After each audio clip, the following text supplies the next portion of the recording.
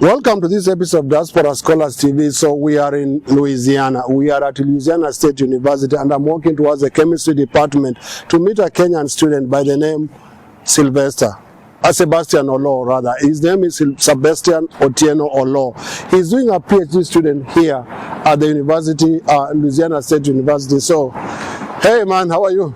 I'm good. How are you doing? Good to see you. Good to see you too. You guys live in the warm weather. Yeah, it's all warm here. All warm. I was looking at the trees. They look almost, tropical, Africa-like. So amazing. Our trees back in Indiana all have new leaves. But here I see they are new, they are old and all that. Yeah, it's more like I just changed the name. Just like back home in Kenya, the weather is all the same. So, all right. Yeah. So you are Sebastian Oloo. Yes. And you are doing a PhD here? Yeah, I'm a PhD chemistry. This is my 5th year. I'm going to start my 5th year in the fall. 5th year in the fall? Yeah. You are beginning to see the end of it? I'm beginning to see the end of it. And you go to, this is the building where this is my building. My lab is right there on the 2nd floor. Yeah. Wow, That's where you spend most of your days and nights. That's where I spend days and nights. Oh, but anyways, good to see you. Good to see you too. Yeah. We were told again, go to Louisiana State. There are many Kenyans. So how many Kenyans do you think are in this school? So the Kenyan community here is, our presence is pretty big. Very big. Yeah, so for example in my, at the chemistry department, I think right now we are 6. 6 Kenyans? Yeah, 6 Kenyans. 2 graduated in the last 2 years or 1 year. So we are currently 6 at the chemistry department. Yeah, so all PhDs doing. Right now there are 6? There are 6. Who are still students? Who are still students. Wow. Yes. Wow. And then there are also some other students in the other departments as well, and also a good number of undergraduate students as well. Wow. Yeah. So if you are watching, this is Diaspora Scholars TV. We are at Louisiana State University at the Chemistry and Materials Building. There are 6 Kenyan students in this department. Yes. And more could be coming in the fall. Yeah, more could be coming. We've not had Kenyans coming in the last 2 years, so we are hopefully thinking some others would be coming either this year or next year. Okay. Yeah. Wonderful. So I wanted to trace your journey a little bit and get to know you a little bit more, because the people who watch this show, we do this for various reasons. One, we want to be able to promote your scholarship, in school and beyond. We are a big team of scientists and professionals, in various fields. And number 2, we also want you to mentor other people, and also to let people know a little bit about LSU, and also your future plans. So let's start from the beginning. How did you get here? Yeah, so back in when I was doing my undergraduate studies, so just as soon as I joined KU, for undergraduate, I did. That is Kenyatta University. Yeah, Kenyatta University. I did undergraduate in analytical chemistry there. Yeah, so I met one Dr. Oloo, and he told us that he did his studies in Russia, and so we started getting excited a bit about studying abroad, because he used to tell us all these stories, these nice stories about studying abroad. And then just before we even finished, we were done with the first year, one of our classmates, he assisted that student go to South Korea for his studies. Okay. So we I kind of started having this dream of going to study abroad. Which year was that? That was 2009. That's when you graduated? No, that's when I joined KU. Okay. Yeah, and then I graduated in 2013. Yeah, at KU. So after graduating, and then I started talking to Dr. Yo, the lecturer there. He did give me recommendations to try my hand with the scholarships in mostly Europe and South Korea. I did the applications, they were not successful. And about 2 years, then I told him, you know what, Dr. Yo, I'm gonna join UON. Okay. Yeah, because That is University of Nairobi. University of Nairobi, because I was feeling like probably it's because I have undergraduate only, so probably I thought if I master, maybe if I do a master's program in analytical chemistry, then I would have a little bit an upper hand, or at least it would put me somewhere.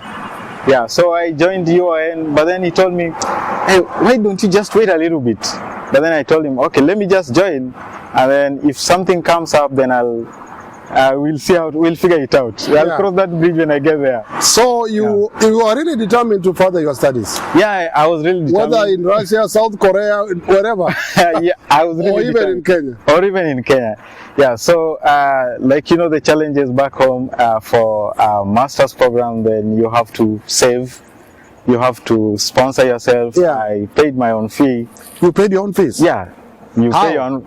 I had some savings. You had savings? Yeah, I was working. I was single then. Where were you working?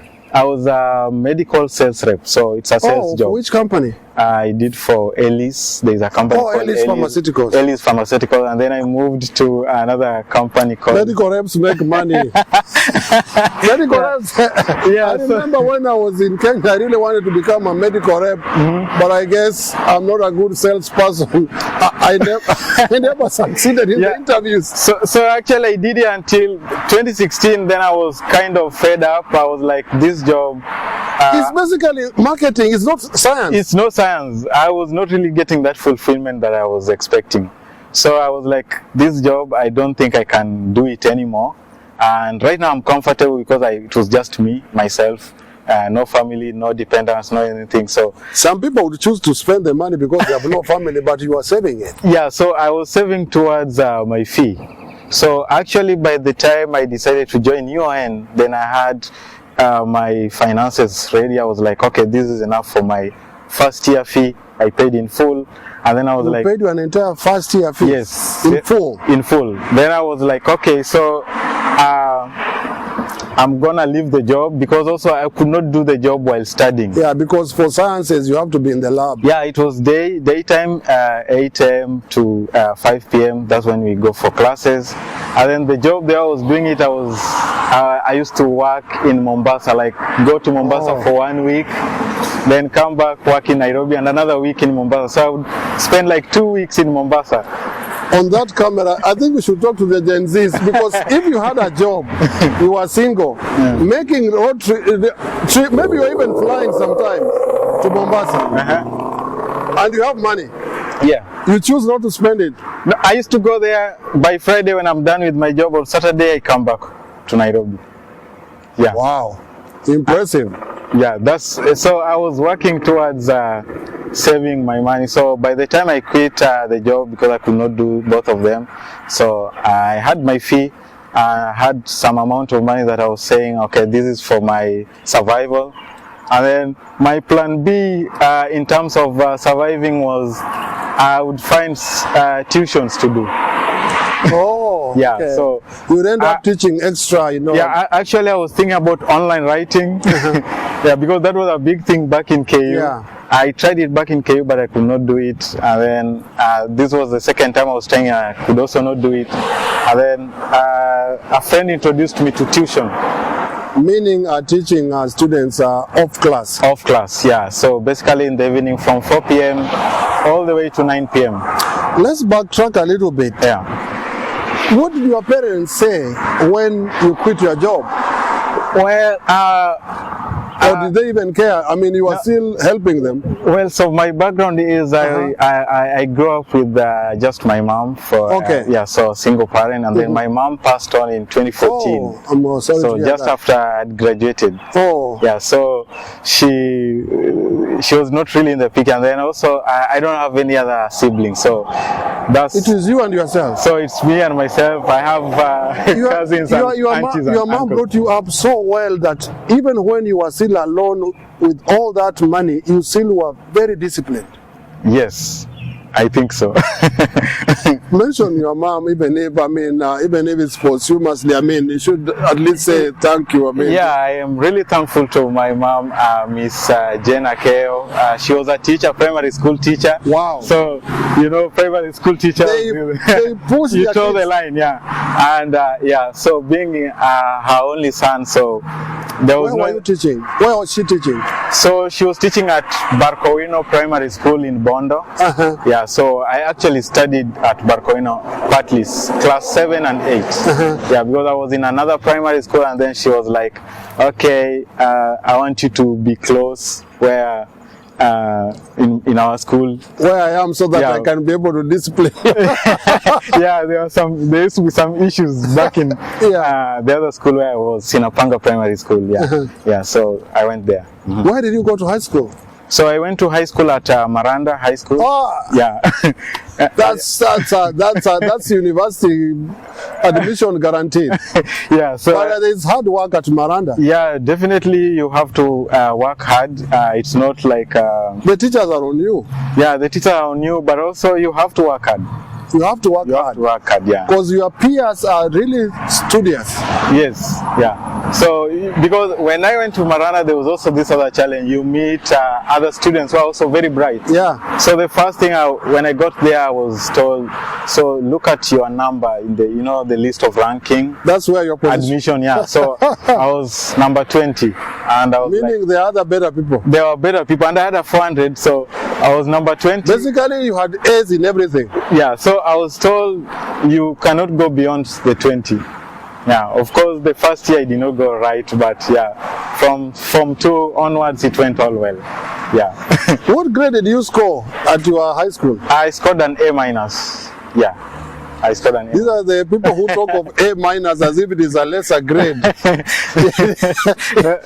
it's still a GPA of 4.0 in the current assessments. I assume like all the effort, whatever effort you put in towards your studies, you'll reap the benefit. Put in effort, you'll reap. Yeah, you'll reap.